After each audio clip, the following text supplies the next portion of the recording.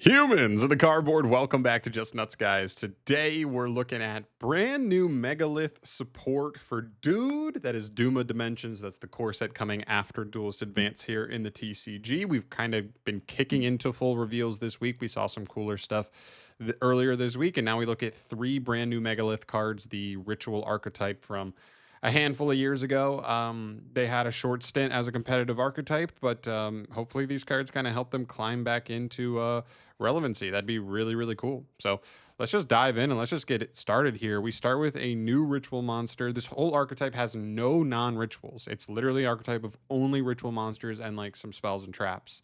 So the first one here is a new ritual monster. It's a level 4, which they already have a handful of. Normally this archetype deals with 4s and 8s from what I remember. But this is Megalith Frochu or Frochu. I don't know how you pronounce that. It's an earth rock, which is nice. That means gallant granite, searchable, stuff like that, which this deck may take advantage of with stuff like the Ryziel engine to try and make use of that. Level 4, 2000 attack, 300 defense. Stats are solid, good attack. You can ritual summon this card with any Megalith card. You can only use the second effect once per turn, and you cannot activate the first and second effect of this card in the same chain. Okay, got a quick effect here. If this card is ritual summoned, you can add one Megalith card from your graveyard to your hand. I believe they already have two level 4s, one of which adds monsters when it's ritual summoned from the deck, one that adds spells and traps when it's ritual summoned from the deck. And so this one gets you back from grave, which is good because I think a lot of the cards in the archetype, I think some of them are hard ones return. I think for the most part, they're probably hard ones return. This is like a 2020 archetype or something like that originally.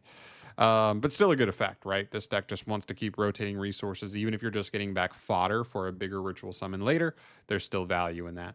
All right, second effect. During the main phase, you can ritual summon one Megalith ritual monster from your graveyard, except for Frochu, by tributing monsters from your hand and or field whose total levels equal or exceed the level of that monster, including this card on the field. So just a quick effect ritual summon, which is good. They do have this already in a better form, I would say. But if this I would also argue if the other one, I think it's Full's the main one that lets you like ritual summon from deck, basically. This one's ritual summoning from grave, which is still good.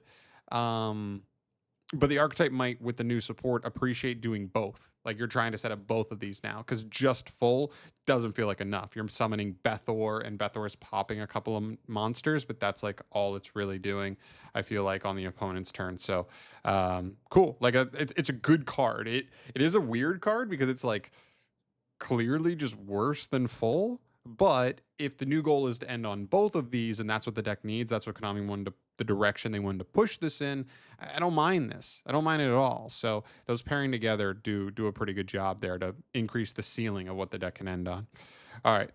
And then next we have this guy. This guy looks crazy. The artwork on this thing is insane. It's crazy, like rock hydra rainbow looking dragon serpent. This thing is insane looking. This is Megalith Notra Plura. It's another earth rock, which again I believe is still searchable off of gallant granite, because I think gallant granite doesn't even care about levels. So that's cool.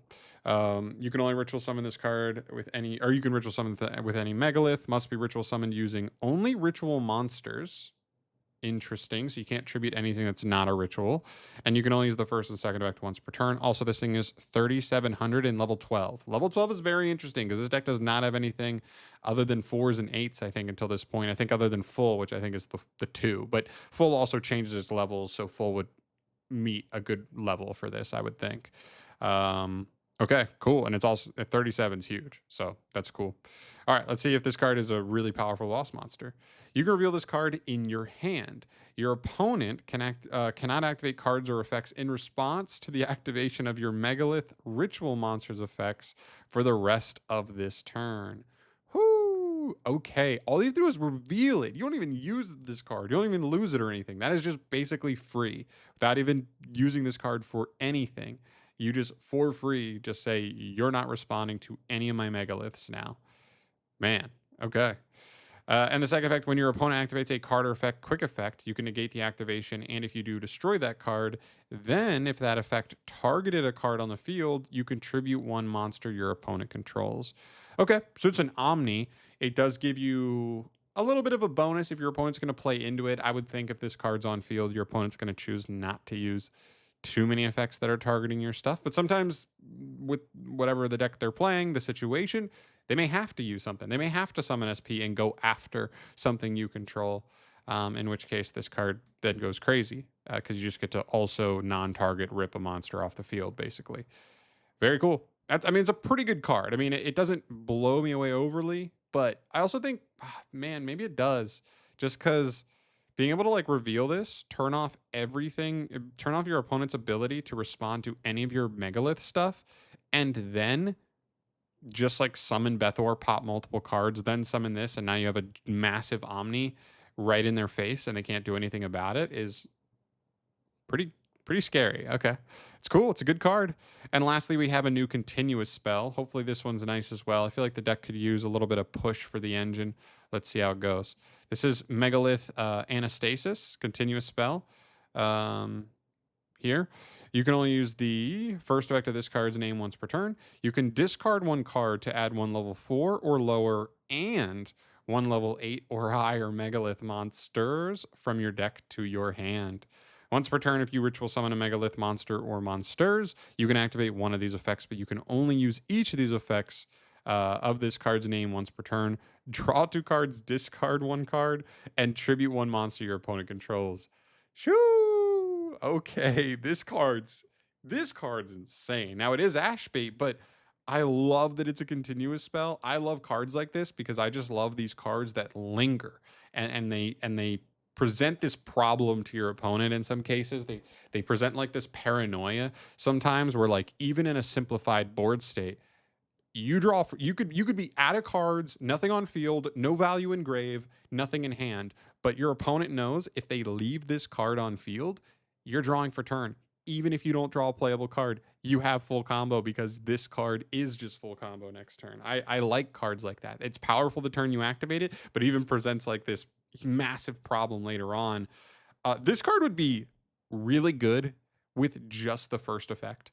And the fact that the second effect's not even once per turn, it's just once per turn on both effects. So you're going to draw 2, discard 1 on your opponent's turn, and you're going to just tribute one, like non-target, tribute one of their monsters when you ritual summon a Megalith, which we have full to do that on the opponent's turn. We also have our new guy, our new level 4, which is where he maybe comes in here to help boost our ability to set this up. Wow. This card's really good. All right. It's really interesting. It's hard for me to like really conceptualize exactly how this deck is going to be constructed. Do we have enough non-engine space in a deck like this? I don't know off the top of my head. I mean, luckily this deck is, I think, like all earth. So do we have access to purge in this deck? You know what I mean? Some additional weird cards that you just might have good synergy with, stuff like that. I don't know. I really don't. So let me know, because I think the last time, one of the times where this deck was like really, really interesting was with like Black Dragon still legal. And then Black Dragon got banned, and I think this deck kind of got phased out pretty quickly after that. But these cards are crazy, man. That new spell is really, I think the new spell is honestly the best card of the 3, maybe.